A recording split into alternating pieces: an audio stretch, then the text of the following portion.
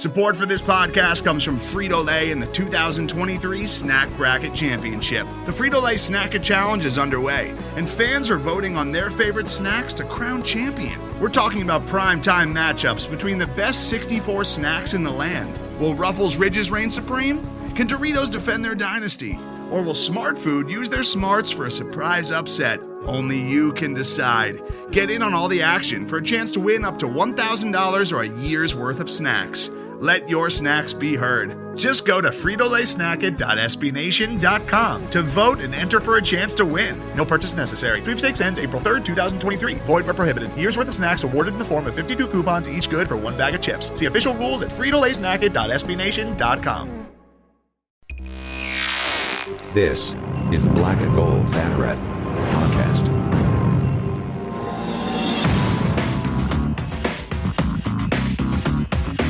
Now, here are your hosts, Jeff Sharon, Eric Lopez, and Brian Murphy. And we welcome you to this edition of the Black and Gold Banneret Podcast. I'm Eric Lopez, and on this edition, we will preview the 2021 UCF softball season. You will hear from head coach Cindy Ball-Malone to talk about the Knights season that comes in ranked in the top 25. We'll talk about the schedule and the roster, an expanded roster as we'll get into as well. Also later in the program, you'll hear from seniors Alea White and Jazmine Esparza from their media availability as they discuss this upcoming season. Plus, I'll give you some things to look for here in the 2021 season. That's all coming up on this edition of the Black and Gold Banneret Podcast, where we preview the UCF softball season. Of course, you can go to blackandgoldbanneret.com for all the latest news in UCF athletics across the board. We have previews up of women's soccer, men's soccer, and volleyball. We'll be previewing baseball in the near future, as well as obviously all the latest with going around UCF athletics deal there. And of course, you go to our YouTube page, you can subscribe there. You'll have some interviews up, content of all UCF sports up there as well as on our YouTube page. Of course, you can follow us at UCF_Banneret and like us on our Facebook page as well, UCF Black and Gold Banneret. All right, let's get to, of course, the Unite season. One of the more anticipated seasons for UCF softball is to begin their 20th season in program history. They're coming off a 2020 season of What If. The Knights were 21-5, ranked in the top 25 in the country, one of the top offenses in pitching when the season came to an abrupt end in March of 2020. All the seniors got an extra year of eligibility, which meant Alea White, Jazmine Esparza, and Kira Clarkowski returned to the team. Pretty much 95% of the roster is back. It's a veteran team with a nucleus that now wants that hunger to finish what they started in 2020. Add some new pieces, as we'll talk to Coach Bear about, and the expectations are through the roof, which means there's a target on the back of the program. This is the second time in program history they're ranked in the top 25. But nothing's new for Coach Ball-Malone, who came in to fix this offense. And then over her span here, since being here, the offense went from 260 batting average in 2019 to 310 in 2020, which shattered many of the offensive records from the previous seasons. But now it's a new year and a challenging schedule. I recently had a chance to sit down with Coach Ball-Malone to talk about the expanded roster, the high expectations, and as well as the schedule. Here now, Cindy Ball-Malone on the Black and Gold Banneret Podcast. And joining us now, of course, she's in her third season as the head coach at UCF. Of course, top 25 of all the national polls.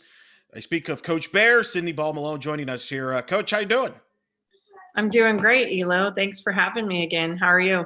Doing all right. Unique circumstances. What was it like for you in the fall and now here as you get ready to start the season in preparing your team in these unique settings? Yeah, well, we had to be creative. And so just, I'm sure you've heard from everybody, it's just been different. And but it's something where there's so many unknowns that you can't have any expectations of like, okay, we planned this and it's definitely going to go through with the week of what it looks like. So I think it's allowed us to be creative. I think for our student athletes, it's created adversity that they've had to go through, and they've gotten stronger, but at the same time, They really value team connection and just the team bonding. And so that's something that we've done in successful ways, whether it be through Zoom or, 15 feet social distance, trying to get to know your teammate. So it's been interesting, but we've made it through it, and can't believe we're a week away. It's crazy. What have you learned about yourself through going through this? Because I've talked to a lot of different coaches, and they've said they've learned some things that they wouldn't have thought about even if it wasn't for the circumstances that they're in, that now that they figured they might do this more, certain activities or things like that moving forward. What have you learned about yourself as you've gone through this? And what have you learned about your group? Well, I really like, and I didn't mention this before, but we practiced in pods for quite some time. I don't like that the team is separated, but at the same time, the amount of reps that we got was pretty valuable. And the way we separated the pods, normally when we're doing small groups or individuals in the beginning of fall, we break them up by position. This year we broke them up by a team. So we had two different teams. And so they could essentially, play a full infield, outfield defense if we needed to, or the pitchers could throw to their pods hitters with some defenders. And I really liked that. We were able to focus on a lot of our newcomers coming in and learning our relays and destinations, and just some of our defensive plays and how we run our offense. And so there was a lot of one-on-one, tiresome for the coaches, but we were practicing quite often. We had a lot of double days. But what I learned through it all was, we did the Knights Unlimited. We've let them play games as often as we could, because they weren't going to get those games. And for the newcomers, for the freshmen, that was really important to us, that they were going to get some game time, so that we could see them before we actually implemented our teaching curriculum. So we played a lot of scrimmages, and we let them, we kind of mimicked the Athletes Unlimited to a T, as far as we had captains, they chose their teams, they chose their lineup, that if they didn't know how to enter somebody correctly, they actually got dinged for it. So they learned the game in a strategy way. And it was neat to have the captains call the coaches and say, hey, so in these scenarios, who do you play in this position when someone was pitching? And why do you move this person to that position? And so that's what I learned, is they got to kind of take ownership in their development and almost the coaching side of things. Yeah, and it's funny, you're not the first coach I've mentioned that used the system from Athletes Unlimited there. That's been a bit popular there. Was there a Kat Osterman that dominated like she did there, which is kind of wild there? And obviously Victoria Haywood, I know a friend of the program, did very well. She'll be back actually for that second season of Athletes Unlimited, just got announced. So that was fun to see there, a little softball in the fall there. And really, I think a lot of coaches picked up on that to help them through practices. Oh yeah, for just the intensity that the girls got to see over the summer of how these athletes played, not only for their team but individually. And what was cool is the individual points. I mean, it was hard to continue to stay on top if your team didn't win innings, and so they got to know the importance of that. And you mentioned a good name in Victoria Hayward, a familiar name is. Our very first week of captains, one of them actually reached out to her and said, how did you pick your team? Because she was our director of ops. So they had her contact info, and she said, hey, when you're a captain, like, what was your scenario? And I think the information that she gave, and I don't know if I'm giving like the secret information. Whoa. She said, I didn't worry about defense. I worried about my pitching and my hitters. And she said, defense will fall in line, especially if you have the pitchers that you want. And that captain actually went 3-0 that week. So it was pretty cool to see how she took that time to really invest in it. But you would think it was Alea White straight out the gate, and it wasn't. But then she was a captain the last 3 weeks. So Jada Cody was in there a little bit. I believe Gianna was in there once or twice. But it started out with Kira and Shannon. So we did some like little activities and events to get the first two captains. And so it was Kira Clarkowski and Shannon Doherty that started it off. Well, as you could sense, I mean, it's competitive. I mean, and then I could tell that. I remember in Athletes Limited, everybody had their own little strategy. Kat would take wins Vekas all the time because they had a good partnership from a catcher-pitcher standpoint. So I don't think we're breaking like secret codes on like draft strategies at Athletes Unlimited. I think they'll be fine. I think Victoria will be more than good with that. Big roster. Obviously, the extra year. We talked about this last time we had you on.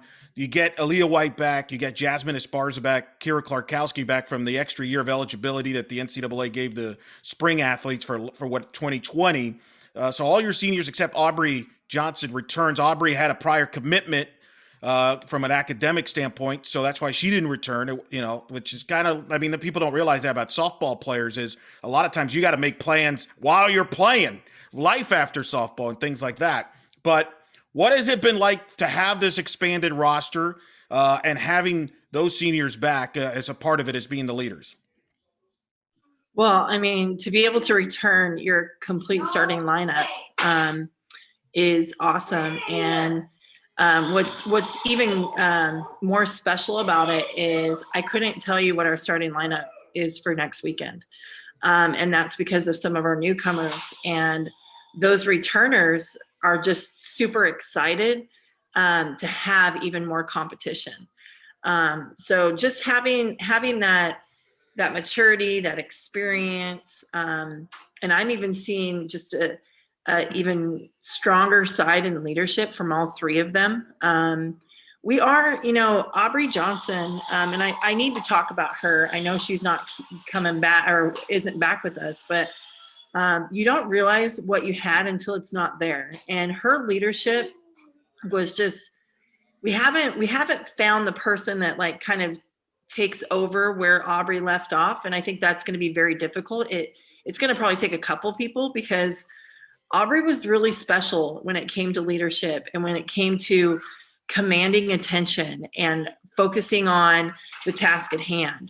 And so as a coach, I mean, there's just days where I'm like, I need Aubrey to tell him, and so that's also something that I've learned is to let our leaders really lead and learn and sometimes make those mistakes as well. So, but having everyone back and then along with our newcomers and we did a little activity in the fall where we had everybody create their starting lineup with, I believe we had 30 at the time. And one of our main starters, who was our home run contributor, didn't start herself off in the starting lineup. And she said, I'm getting outplayed right now. And so that's the culture that these girls have allowed the coaches to create, but then also have just embraced. And so that's what's fun to see is everyone come back and those three seniors come back and know like there's no guarantee with what I had last year and who I was last year. It could look different this year. So well, you mentioned Aubrey. She was that veteran that did, whatever you asked her to do, she would do. If you played her at second, she played second. If you moved her to left field, she did, whatever you did. And I thought that set a great example for everybody else because you use your bench. You're one of the few. And I kind of told you that I feel like the one positive is from having the expanded roster, because I've talked to coaches there, but like, man, I don't know what, this is kind of new to me. You could probably adapt more than other coaches can because you use your bench as a weapon. You have defined roles. You like to have players as defensive specialists to come in during the game or offensive specialists and mix them around. You're one of the few coaches I've seen that won't burn a player just for the sake of burning a player. There's a purpose behind using them. And I think that could help you as kind of manage this expanded roster, right? Oh, absolutely. And what's cool too is, you think, well, we have some of these freshmen that could really be impact players, maybe, in the years to come. And should we redshirt them? And, I'd be lying if I didn't say that we didn't talk about that, but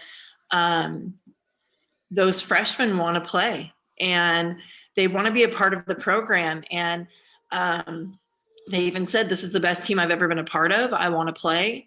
And I know, like, the seniors have told us that you use your roster. And so we know that we'll get our opportunity if we continue to keep working. So it was a cool reminder of, that connection that we have, coaches and players. The team knows what to expect. They know if something's not working or if there's a matchup, we're going to use it, and they like it. And so that's fun. It allows me, like you said, Elo, that's one of my strengths. It allows me to, like, really coach the way I want to coach without having to worry about the emotions behind it. Pitching staff, of course, Alea returns, is on the verge of breaking a lot of records, especially the wins record. I know she doesn't like hearing about that stuff. She's focused more on winning. What has it meant what have you seen from her this fall? And then obviously you got G Mancha back, and then you've got Brianna Vasquez, and those three together, they were kind of blending in 2020. It was starting to click before the season shut down. Now they get them back together here, part of that, a deeper staff this year. Yeah. We call them the three-headed monster. And rightfully so. In the beginning of Knights Unlimited, I couldn't tell you who was the ace because everyone brought their A game when they came back. I mean, those pitchers were very hungry over summer. And I think that Gianna hit she just kind of got to that spot against Fullerton in her very last game, and she didn't want to stop, right? Alea too, she threw very well in California, and I mean, Bree threw well throughout the small season that we had. So it was cool to see how everyone was kind of highlighted in a way during Knights Unlimited. And honestly, what I think that they're going to be most prepared in games because they played so many games against our hitters, and we had to remind them, look, you're a top 25 team. So you're facing top 25 hitters every day. And I mean, some of them had to face the same hitter in like a Shannon Doherty or a Jules Wilson. And to get them out in 12 games, that's hard. I don't care who you are. And so they learned how to play the game at a higher level and really come around and, learn scouting reports and see tendencies and see adjustments. And so I'm really excited for that pitching staff, along with some freshmen that came in, and, we have a couple sophomores that also didn't get a ton of playing time last year, but still, I mean, they kind of held them off and in Knights Unlimited as well. Offensively in 2020, you hit 310 as a team. It's shattered a lot of offensive records, runs scored, slugging, on base when the season ended. And what people don't realize is that was with one of the toughest schedules in the country. I think it was like top 10 toughest conference schedule. So it wasn't like you were hitting off, an easy schedule. And an improved 50-point improvement, batting average, 310 in 2020 from your first year in 2019 to 260. I remember when you were brought in, you were named the head coach. People the big thing they talked about was your offense. You were number one batting average when your last year at Boise State, which is kind of funny now looking back because as we'll get, people now realize you're really a pitcher hardcore. Like you were one of the greatest ever in Pacific. You kind of got into coaching as a pitching coach, but you also have now have an offensive philosophy. You've talked about it in NFCA conventions, even spoken to your peers about that. Did that jump? Was it quicker than you thought? Was it on schedule what you thought when you first got here as far as with the offensive philosophy and the players kind of clicking? Well, I think that really the offensive mind, I mean, I've been a two-way player. And so that offensive mind really had to come about in Boise. We had to score runs because people were going to score runs. I mean, the ball went a long way. It traveled, and so we had to learn how to win, even if we were going to give up some runs. And so that's kind of where I learned that. But as far as answering your question, it did go quite faster than I expected. And, those numbers that you talk about, those dropped dramatically when we went to California too. We still had great numbers. I mean, I think we talked about this before, but our strikeouts doubled just in that week in California, and we knew we prepared for it. So it would have been interesting to see that season play out with those offensive players. And, you know, once we got into, because we faced, I think, every game an All-American pitcher out in California. And so did it happen quicker than I expected? Yes. I think some key transfers came in and helped with that, along with the freshmen. And then, you know, we train every day. We kind of set them up for failure, and they have to learn how to deal with it. And that first year is tough. It's a grind, not only physically, but just emotionally, mentally. You know, we're telling you to hit something where you may not even hit the ball off of one of the machines, the way we have it set up, out of 25 pitches. And I just kept telling them, stick to it, you'll get it. And then when we came back in fall, we had a freshman and a senior hitting off the same machine, and the freshman swinging and missing, and the senior is acting like it's BP. And we have it set up to let's set them up for failure. And the freshman's just like, you know, sweating it and just like, what's going on? I think I can hit the ball. I don't know what's going on. And the senior said, believe me, just keep going. We've been through that too. And so we can swing. We're great hitters, but their mentality is why they are such a great offensive team. They identified, we have our identity. We know what we like to do. We know what we're great at, and we like to use all of our skills. So, yeah, I do pinch myself every day during BP because it's really fun to watch. And I try not to let them see my excitement, and the mask is great in that way. They can't see my smile. I'll be like, it was pretty good today. I think we can get better, you know, because I constantly want them to be hungry. So, yeah, with the offensive story of this group and just their buy-in, they want to be that complete team, and they are. And you mentioned some of the new faces that helped was Jazmine Molina, who came over from Boise State. Second base was kind of like your 2-out RBI machine.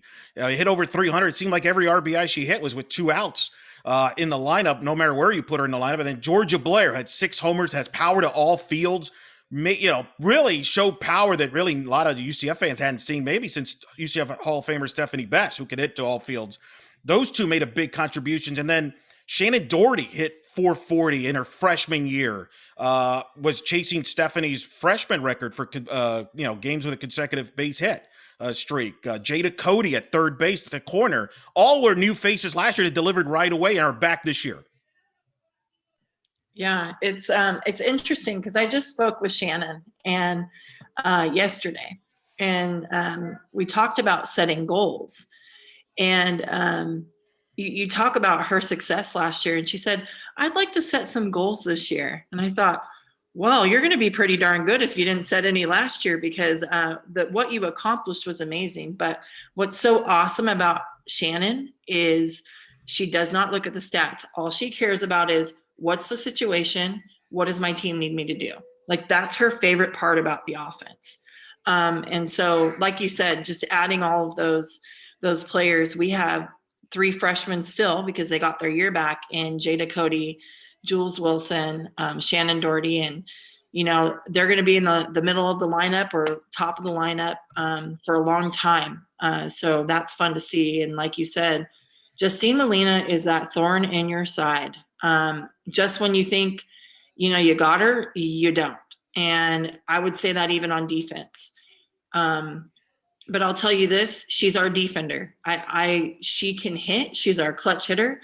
But the reason why she's so spectacular is because she is our defender. And that's what people want to come and watch when they come to watch us, is what she does out there. The hitting is a bonus. And just her clutch hitting, her relentless, just her mentality of she doesn't give up until the umpire says you're out. So yes, that she's definitely turned it on for us in that first weekend last year.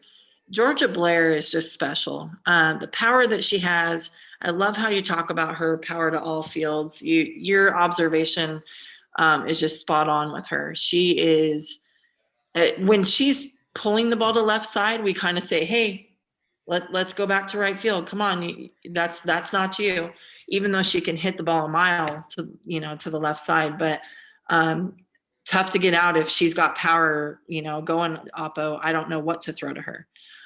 So love having that. What you're going to see a little bit more of is some additional speed along with Denali Shotpocker. So I'm excited to see how that all works this year, because we've got a transfer in that's got some speed, and a few freshmen that can hit and have speed as well. Yeah, I've noticed. I went through the roster. I don't know. Good luck making the lineup. I looked at the roster. I'm like, well, they're going to start. She's going to start. And then I came up with like 15 starters or 16. Yeah. So, yes. And I'm glad you mentioned Jules Wilson. She had 321, could catch, play first, and the outfield. You even played her some in the outfield, and that's kind of the flexibility you're looking for as you try to get creative and get many bats. And then Jazz was having her best year of her career, her night career, hit 321 offensively. She's always been solid with the glove. She's right at the top on fielding percentage for first base and in the infield all-time in program history. But her bat really woke up last year, and I would imagine that's one of the reasons she's excited to be back, because she wants to kind of carry that over to this year. Oh, yeah. And that's one that I would say just the maturity level and her ability to respond now and play, recover, play. It's so exciting to see. So I'm really going to love just looking forward to her approach at the plate, because she's getting it, and even if she takes a swing and just misses, she comes in, and maybe in my first year here, it would have been a different response. And now it's like she comes in with a smile and she's like, I'm right on it. And that's what you need to have, because there is so much failure in the game. And we didn't even mention Carissa Ornelas. I mean, I call her Quiet Thunder, and it's for a reason, but pitchers don't want to throw to her either. And she's one of those little clutch hitters that has the 2-strike hits and the 2-out hits as well. So yeah, I may have to pull out of a hat every once in a while. It's a good problem to have. But you're right. Carissa hit 387, slugged 500. And that was huge, because I remember going into last year, fans had questions. Well, who takes over for Cassidy Brewer and that production she had behind the plate and at the plate? And Carissa did it on both sides of that. So that was huge credit to her on that. She's a big weapon behind the plate. And as I mentioned, you have Jules, who could also back her up as a play catcher as well. And then outfield, you get Kira Klarkowski back, who's one of the great defending center fielders in the program history. She's like 2 assists away from the all-time record for an outfielder assist defensively. That shows off her arm, but she brings more to the table than that, doesn't she? She does. As far as leadership, I don't know if I've ever been a part of somebody that has just the feel, the maturity, and she makes me feel like she's my leader. It's just amazing. I mean, we use proactive coaching, and a gentleman named Rob Miller comes in and speaks with us, and this year we had to do it via Zoom. But she wrote a letter to the team. And when you see somebody that does something for a living get blown away by something, you're like, okay, this one's pretty special. But what's so exciting for Kira is she's got leaders around her this year that have experience. And so she gets to just play a little bit. And I'm loving seeing her enjoy that and not be such a worker and a concentrator and an analyst. She's analyzing things sometimes because she's trying to be that leader that we need. But one of the best outfielders I've seen and coached. I would put her up against anybody in the nation or world. I mean, that's, wow. And I've been around some great ones. And just the athleticism of that individual, holy cow. So excited to see her be able to play and not have to be our only leader or our captain kind of managing things. So. And you also have Denali Shotpocker, who could play all 3 outfield positions. And I'll never forget that Michigan game. She won that game, got on base, caused havoc on the base pads, and scored the winning run on the wild pitch with her instincts. Just a tremendous talent who you could plug in at any outfield position and not miss a beat, and hit her anywhere in the lineup, top, bottom of the lineup, and do what get on base get big hits for you. Oh yeah, it's been fun to see her as well this year. She graduated last year. So the major that she had, it required a lot of time out of her. And so she'd miss at least 2 team practices a week, and she would make it up on her own time. But she was that good missing that much practice. So we've had Denali full time this year, and I love it. I mean, again, another voice and leader by example, one of the hardest workers and the most competitive person, I swear. So it's fun to see what she does, and she is sharpening up her game and adding a little power to it too. So it's been fun to watch her compete, especially with some of our power hitters. Who are some of the new faces on the team that you think could contribute and really add on to this team, either be offensively, defensively, or pitching? Who are some of the new faces that the Knight fans should certainly keep an eye on as they watch that could serve and help out, just like the new faces a year ago did? Yeah. Well, I'll have to go with Grace Jewell, a freshman pitcher from Virginia. She is a power pitcher, a little different from the other 3 that got most of our innings last year. So we've really worked her into try to get her into that starting rotation, at least in our scrimmages, so that she understands what it looks like, what it feels like, and what's required of her. And she's doing a great job of that. And she's a 2-way player as well. So she can swing it a bit too. It's just a strong player.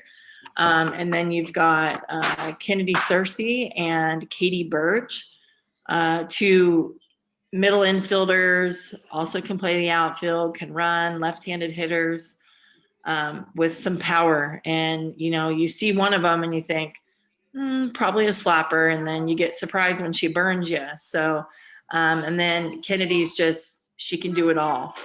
So excited to see those 2 work their way into things and see how this whole thing goes when we play opponents. And, but the thing with them, all 3 of those girls, and we have other freshmen as well. And another pitcher, Jordan L. Macy, and then Emerson Lee. I would say I thought last year was a really strong freshman class. This year is strong as well. So I think that attests to what they're doing as a program. And, when you do well, you get those type of players with you. So we have 1 transfer. Her name is Elise Volpe. She played for the junior Canadian national team and came from Bucknell. Gives Kira a run for her money, which is so awesome. I think when they were conditioning one day, Kira was getting beat. And I said, is she faster than you? And she said, Coach, I can't slide like her. I don't know, like a shuffle like her. She said, I don't know how she does it, but that's not human. It's like not humanly possible. And she's a great individual. A very mature individual, a little quiet. And I think that it's the perfect fit for our team because we do have a lot of influencers and loud people on the team. So she's really meshed well and gained the respect from the team coming in mid-year. That's huge and adds depth to the roster. And we look at the schedule. You got depth on the schedule, Coach.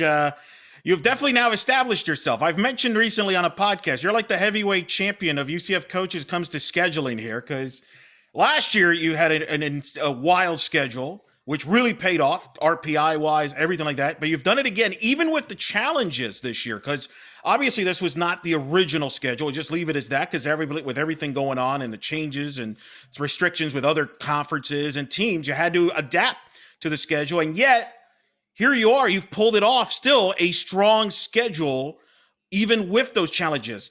Take us through that process first of trying to come up with a schedule that you wanted and then have to adjust and still come up with a high level of a schedule, as we'll get into.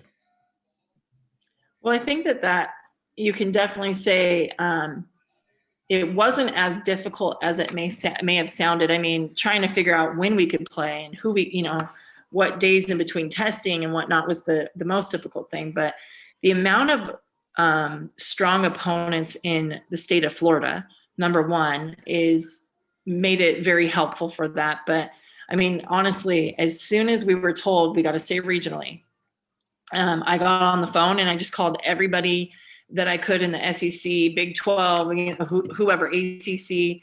And, we were scheduled with Florida State too, but they had their situation with the 10 games. And so it just didn't work out with ours. And, but our team wants to play the best. And even when talking to our incoming freshmen or even recruits, that's what they say. They say, you guys play one of the best schedules.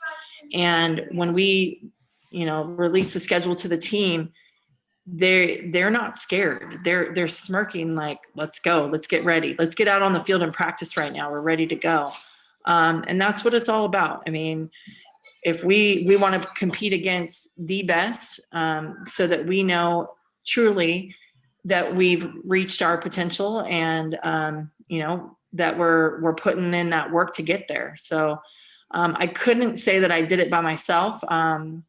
I have a very good teacher with Brandy Stewart telling me, where we need to kind of fit people in and that kind of thing. And our assistants as well are just, everyone's up for the challenge and they love it. And so it's kind of worked out for us. It's not easy though. I'll tell you that much. No. And I kind of want to go through some of the teams. I know that there's a couple teams people want to focused on when the schedule came up, but I want to talk like Florida Gulf Coast, top 50 in offense, runs scored and hitting with David Darios. They should have been in the tournament 2 years ago.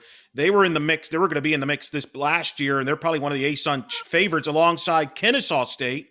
Trip McKay, former Oklahoma assistant, they have a top 50 offense from 2020 back. You got McNeese State, James Landreneau, and McNeese State, they've been a power in the Southland and been a team in that region where they've always been that 3 seed that teams don't want to see. They're a talented team as well. With those alone, I mean, I saw where you got like 7 teams that were in the top 50 offensively. I don't know if that was coincidence or you wanted to challenge your pitching staff, but either way, you've accomplished those things, but are also teams that are favorites to win their leagues and probably see them in postseason. Yeah, and that's what it's all about is we want to play teams that are competing for postseason, so that when we cross that road, we're prepared. But I mean, you talk about all those teams and, I'm probably jumping the gun and saying this, but we're playing in our conference, which, the American's a very strong conference. And now we're not just playing 3 games, we're playing 4. And so in order to prepare for that and I don't care if you have Alea White, Gianna Mancha, or Brie Vasquez on the mound, you got to be darn good to beat those hitters in 4 games. You're probably seeing them. I'm not great at math, but 12, 16 times. Yeah. And so if we're not preparing for that and practicing that before we get into conference, we are not going to be ready for that. So, but again, we love that challenge and we want to play teams again that are going to go and win their conferences. And so we're just blessed that, we're either playing them at home and regionally, or it's close enough for us to drive down. You're learning this podcast deal. You know how to segue and pivot. That's good. You mentioned the 4-game conference for the America. Take us through that process as coaches and how did that come about where you decided to go to a 4-game series? So our conference, we take care of our conference, and I felt very supported. We had a few schools in the conference that were unable to schedule as strong or as many games as others in the conference because of some of the rules. Every school, every county, every state has different rules and different protocols when it comes to tournament play versus single opponent play and whatnot. And so for us in particular, it posed a very difficult situation to try to get as many games as we could. And so we did get a last minute with New Mexico State coming in because they're going to stay in the state of Florida for a few weeks. So that happened, but those additional 6 games really helped us. So you're looking at I think we added 10 games as soon as they made that decision, along with that series and maybe the Arizona edition. So it's just a matter of helping us out, getting our games in, and just the experience for the student athletes too. We're bringing these seniors back. Well, we got to get them games then. And you got to think too, with everything COVID, that we might have some postponed games or canceled games. So just getting as many games on the schedule, as many strong games on the schedule as we could. And that's kind of where that ruling went in, and everyone supported it for some of the schools that couldn't find those extra opponents. I like how you threw the subtle in there. Yeah, we had Arizona in there. That's no hum.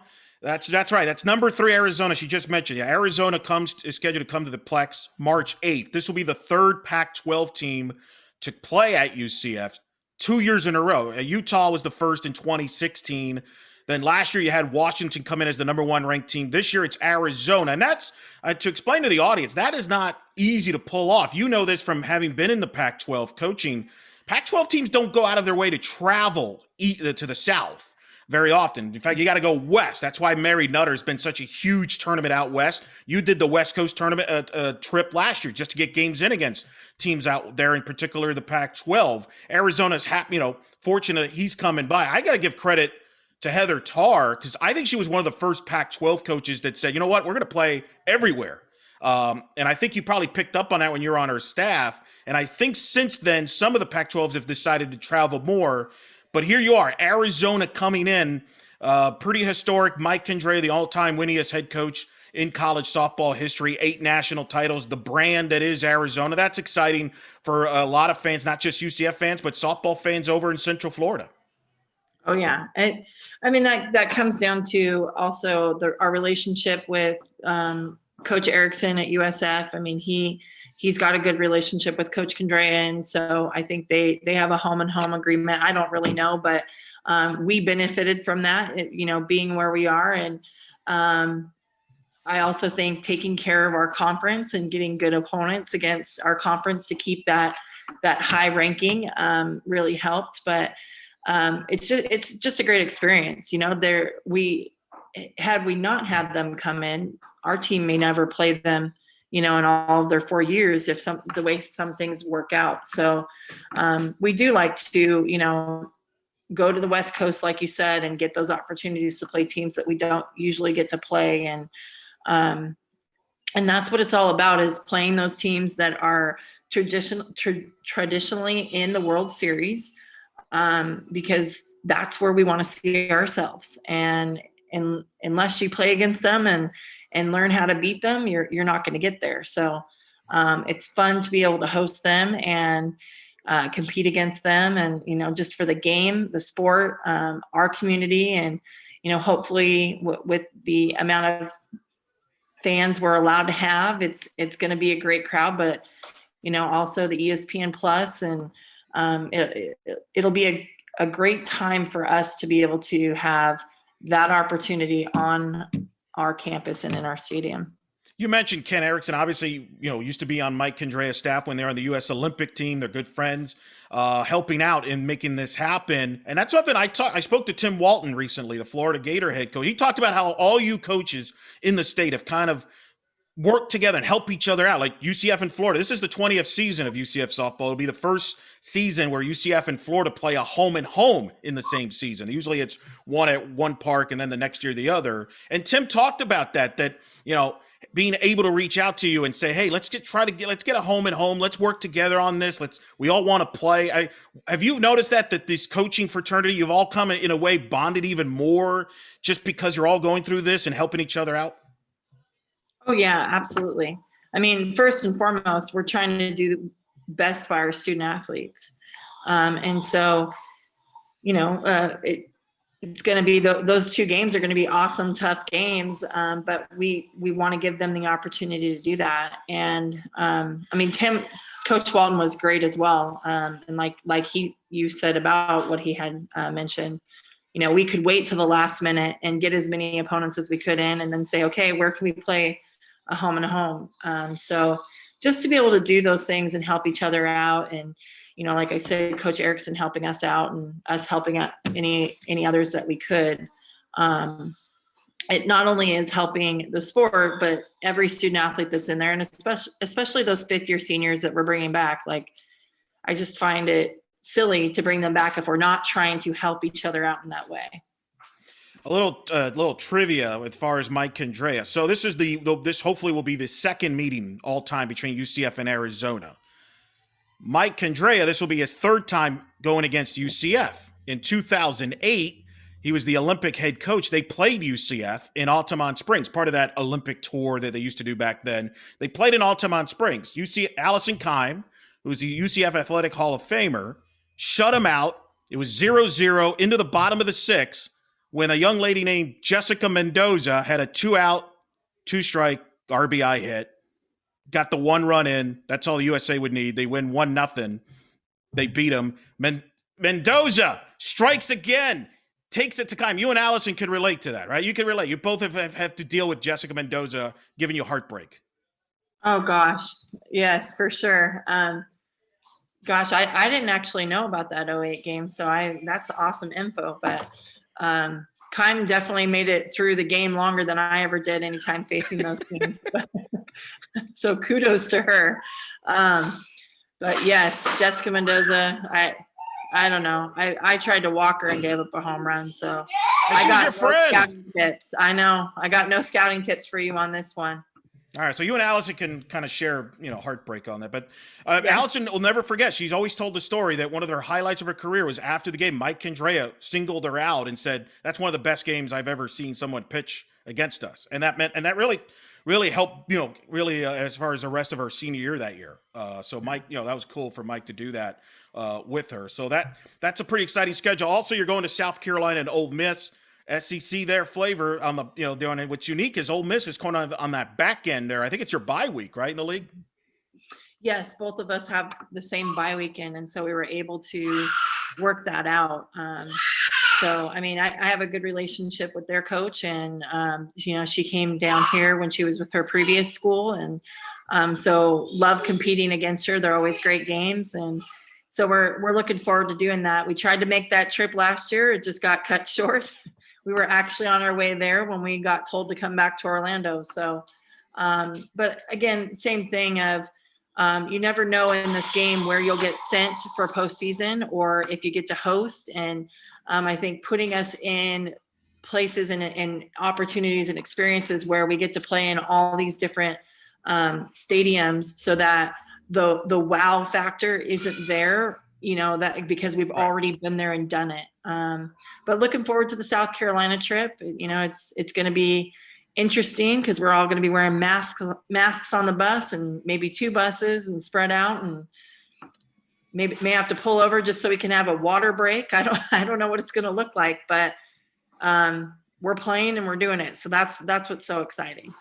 Last question. What is going to be the keys now? Once you get into the field, it's going to be, unique because you haven't played a game against somebody else in over 300 days, basically. It's going to be unique. So I don't know if because you didn't have the normal fall and spring, do you have to be more patient early on or, as far as where the team is compared to where you would want them to be? But what's going to be the keys once you do get games going on and playing and on the field? What's going to be the keys to be successful and accomplish your internal goals?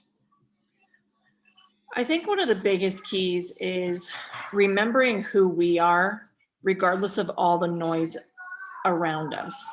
And that goes from playing an opponent. I mean, yes, it is different when you play a different team and not yourself, but really, I mean, we really work on playing against our best self and, not seeing a name on the shirt or a face on the, on that player.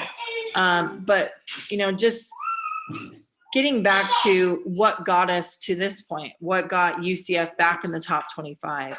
And I may have been a little firm, and I think that it's fair enough to say this, a week ago, and I said, hey, it took us a long time and hard work to get there after a few years, and it can be taken away like that. So remember what you're focusing on and where we came from and why we play this game and how we do it.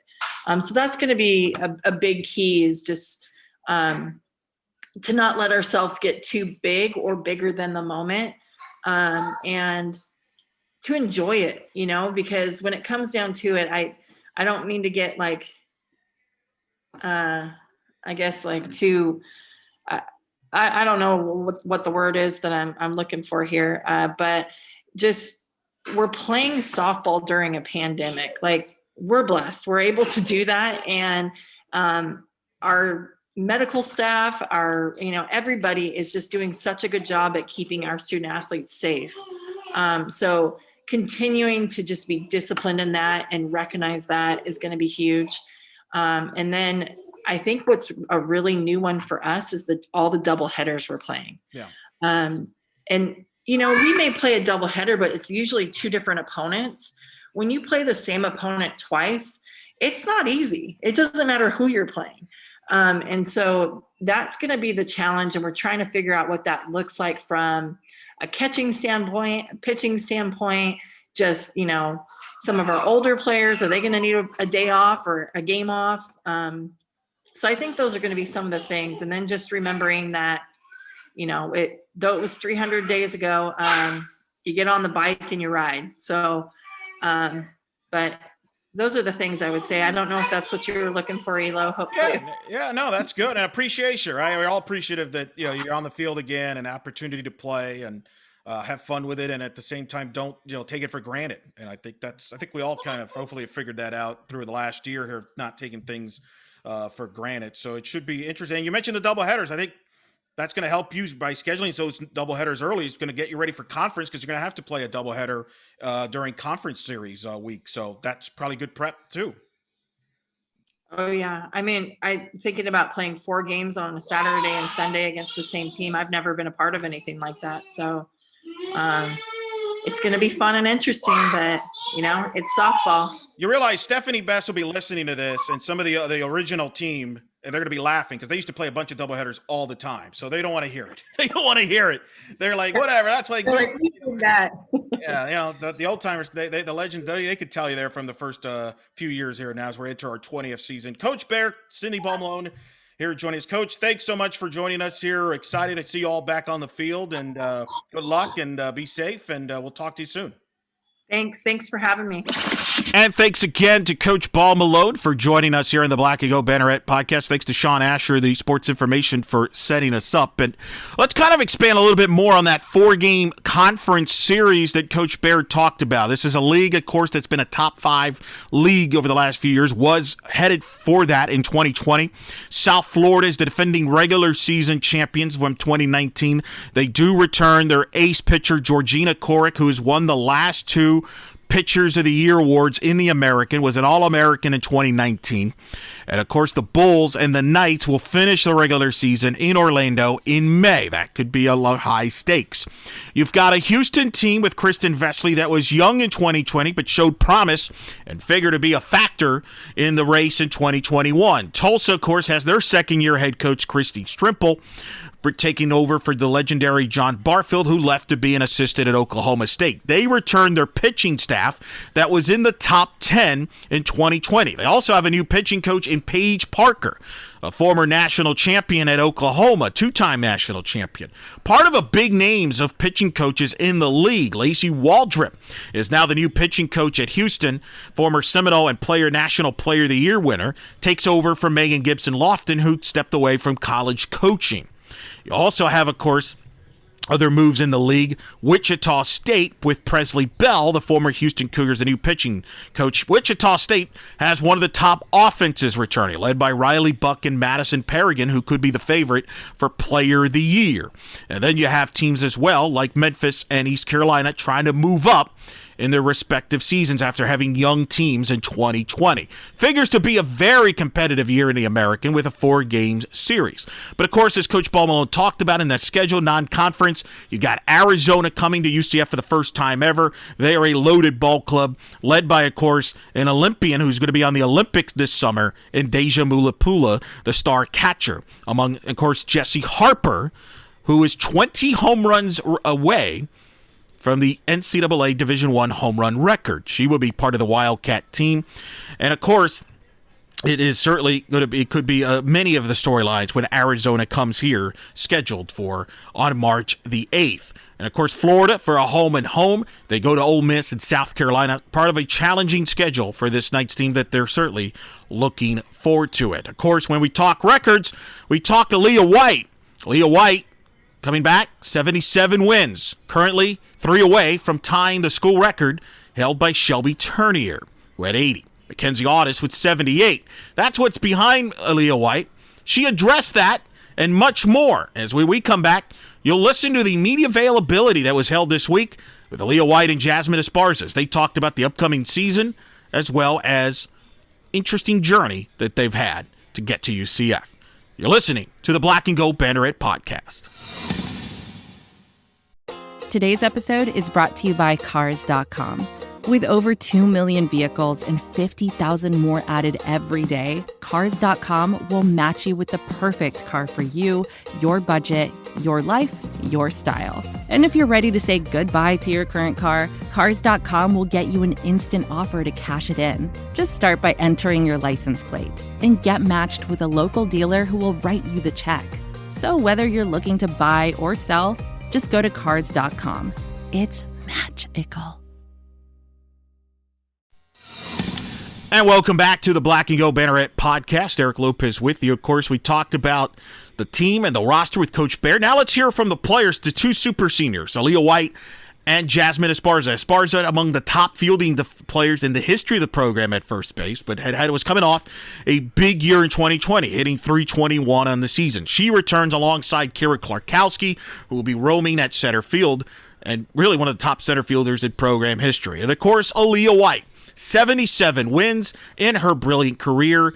Now looking to break those records, but more importantly, as you'll hear her talk, trying to win and get a conference championship and NCAA tournament bid.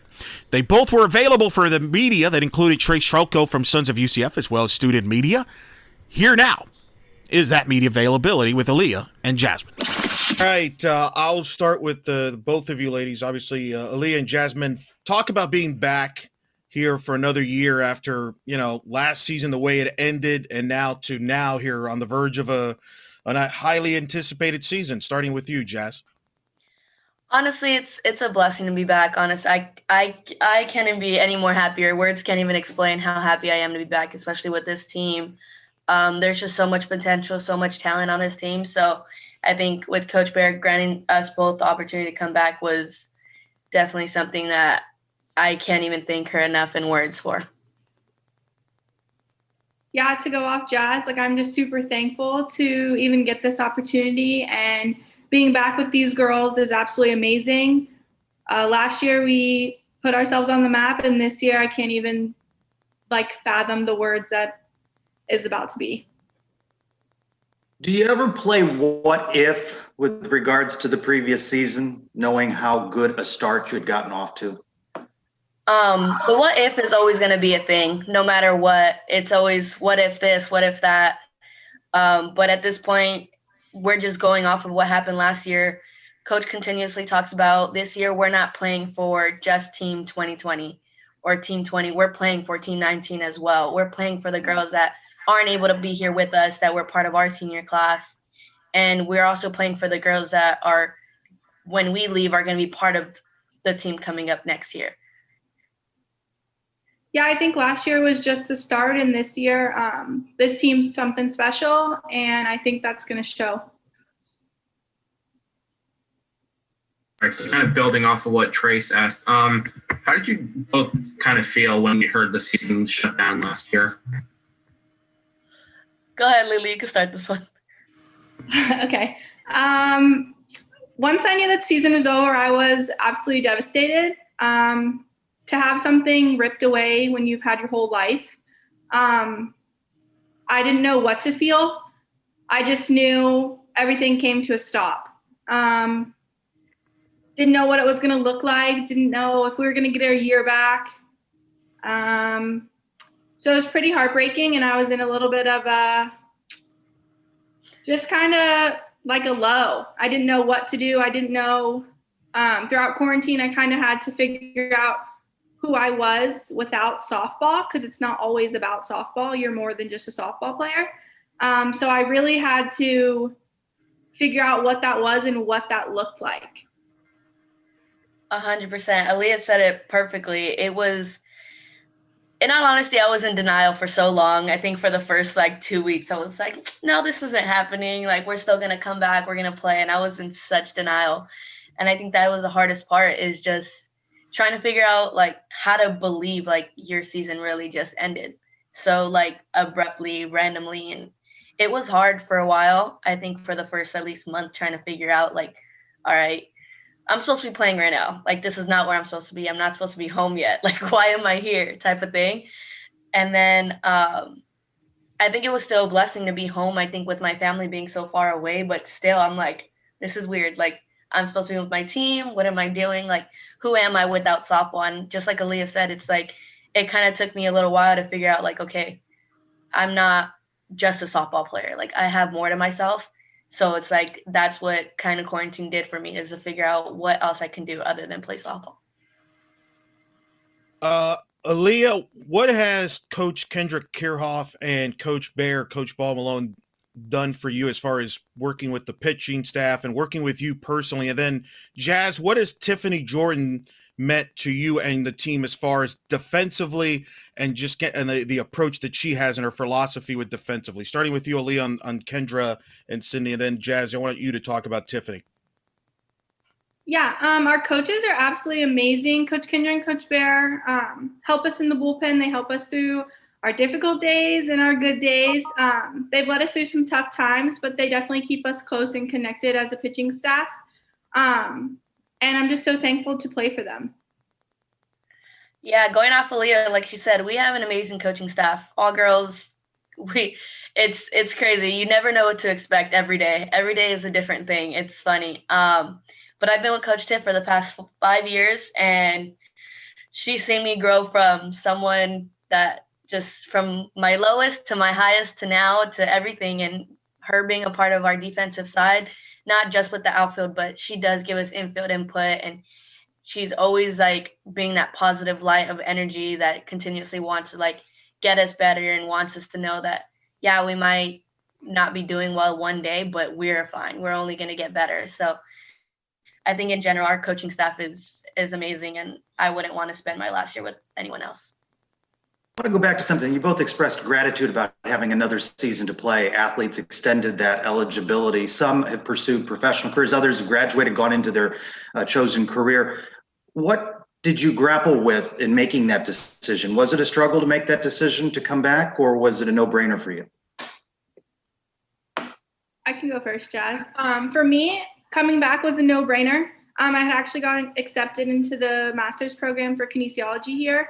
So I knew I was going to stay here. It was just a matter of fact of if they were going to grant us our eligibility or not. So once that was approved and given to us, it was a no-brainer for me. And I was just super thankful that the coaching staff gave me that opportunity again.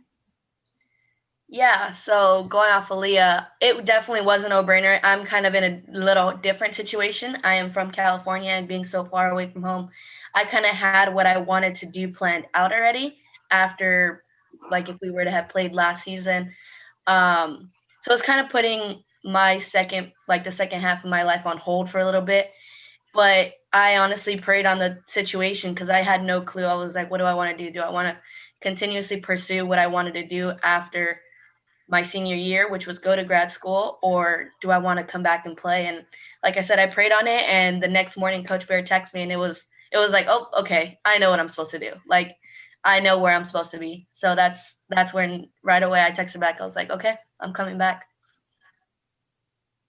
Can you both kind of describe what's the energy around the team now that you're about to get back on the field for the first time in almost a year?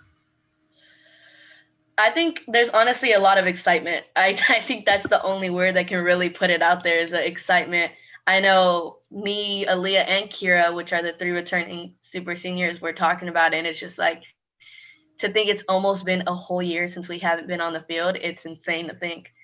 We've been able to be on the field playing against each other, but to see a different opponent in a different uniform and a different jersey, it's whoa, what's going on? But honestly, I think the only word that I can say is excitement all the way around. Everybody's excited and ready to go. Yeah, I would agree with Jazz. It's definitely been a long time coming, and it's going to be super weird to play another team because we've been competing against ourselves for 7 months. So facing a different team is going to be crazy, but it's going to be awesome. I think all of us are just super excited and ready for this weekend. I think our practices have been great, but we're ready to show everyone what we got. Alea, talk about the pitching staff, obviously what to expect from this season. And Jazz, talk about the offense and what has stood out for the offense as well, and some of the players that have stood out to you, starting with you, Alea. Yeah, our pitching staff has grown. We now have 8 of us, and it's awesome. It's like our own little team. But we all learn from each other. We grow each day. We challenge each other. Each pitcher brings something different to the circle. And as a staff, we just, we've been teaching the freshmen to have each other's backs and just challenge us every day and grow from there. Offensively, the only word I can really give it is talent all the way around, hands down. We are talented. We are a very stacked team offensively. Anybody can play anywhere and do anything. You can get someone that's probably looks like one of the smallest players, but can hit probably one of the furthest balls. It's a little bit of everything. One of the fastest can be one of the strongest at the same time. But I think offensively we won't skip a beat. If someone gets taken out of the lineup, let's say in the middle of a game, the person coming in will not skip a beat, and it will be the same thing. It will feel like it was just all going like in a really good flow, if that makes any sense. Alea, 14 doubleheaders on the schedule. You talked about the pitching staff a little bit. Talk a little bit more about the depth and the challenge of having a schedule with so many doubleheaders. And then, Jazmine, you mentioned offensively there. How about defensively as well, if you'll comment on that next? Yeah, the doubleheaders are actually quite a bit, but our pitching staff has a lot of depth. There's, like I said, we all just bring something different to the table, and each game, kind of like what Off Jazz said, we have depth, and whoever's in the game will get the job done. And if they get taken out and we get a new person in, like, they'll have each other's backs for sure. Yeah, Alea's saying it perfectly as well.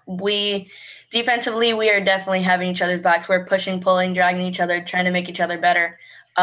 If you might not be having the best day defensively, there's someone right behind you that's going to just push you to get better in not just a game, but in practice. We make practice even harder than the game. So I think that's one thing that we are going to continuously live off of too, is defensively, we can all play every position.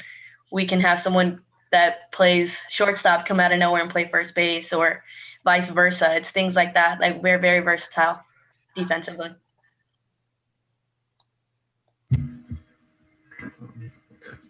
All right, so your team was picked to preseason 21st in the country and picked first in the American preseason by coaches. Do you feel like that's kind of indicative of the talent and potential of this team? Go ahead, Lee. Go, Jazz. I think those numbers are awesome, and I think it was good to be recognized. I definitely think for us, we look at it as a stepping stone, and we just want to back that up and move up, obviously, in the rankings from there. Yeah, Alea said it perfectly. It's just a stepping stone for us. But like she said, this is just the beginning. Yeah, it was amazing to get recognized. It's our names out there, and that's what we planned to do last year. Last year's team was, let's put our name out there, and we did that. And this year's team and teams after us we're just gonna make it even better. And that's one thing, is it's just the beginning. I'm excited. Describe the two of you. Obviously, Kira Clarkowski, you mentioned that's the other senior coming back. Aubrey Johnson was the other senior. She didn't return. She's got grad school somewhere else. But describe the journey for all of you. You came in together, the ups and downs to the present there. And I don't know if you have any stories when you all met together there, starting with you, Jazz. Oh, wow. I honestly think we've grown a lot from our freshman year. I don't even think I can talk about a freshman year like it was yesterday. It's just amazing. It's crazy how much we've grown. And I think we just make each other better. And we've built, between the three of us, I think we've built such a big trust that no matter what happens, we will have each other's back. And we decided, hey, we came in together. We are all definitely leaving together. Yeah, I think our journey is definitely one to look back on. I think the three of us have seen it all. I think our freshman year, we didn't think we were going to have a new coaching staff, have a pandemic in the way. I don't think we really thought about that. We were just like, oh, awesome. Like, let's go live the best 4 years of our lives. And, but good to go off Jazz. I think we've definitely grown. And I definitely think that we are not only softball players, but we've become even better women and even better friends. If you had that 30-second elevator speech with someone who has not seen a game in person or hasn't had an opportunity to watch it on TV, what would be the identity of this program that you would share that would get someone to tune in or come out to the stadium? Jazmine's different. All right. A 30-second elevator speech. Honestly, I would say one thing that we've came up with is UCF, united, confident, and fearless. And DNA, different, noticeable, and appealing. Those are in total 6 different things that we continuously live off of. Is we want to be different no matter what it is. Our culture is different. Our dynamic is different. And we want to be noticeable. And like I said, we're going to put ourselves on the map. We're going to make sure that people know who we are. And we're going to be appealing. We're going to get people interested to know what type of program we've built and how far we've come. She nailed it. Any more questions, guys? Yeah, I got a couple. My thoughts are, first of all, Jazmine and Alea. Jazz, talk about what the number 7 means to you. You wear number 7, and Alea, you wear 27. Number 7, it's honestly been a number that I've had since I was young. It's kind of more of like it ran through the family. My aunt had it. My uncle had it. My dad honestly had 13, which was kind of weird. I don't know how I got 7, but lucky number 7 has always been my number, and that's kind of what it is. Nothing crazy. I wear 27, probably a little different. It's pretty personal for me and my family. I was born as a micro-preemie, so I was on life support for 27 days before I could actually breathe on my own. And I was in the NICU for 3 months. I was born at 1.5 pounds. Good. That's a good story there. What do personal records mean to you? I mean, Alea, you're moving up here. You're likely to be all-time wins later. I mean, when you look at those personal statistics, I know it's a team game, but you take pride in that, or it's not that important to you? If I'm being honest, I really don't try and think about them. I just love to be out there with the girls and love to be able to compete with them each and every day, because without them, I wouldn't be where I'm at today. I wouldn't be able to even get those honors without them. So I know that I'm just super thankful for the opportunity I get to be with them and play each game from there. Yeah, going off Alea, that's kind of the same way. It's kind of playing for the girls to the side of us. Honestly, I think I'm more excited for Alea to get her record than she is. I already told her, I said, when that record hits, I'm going crazy.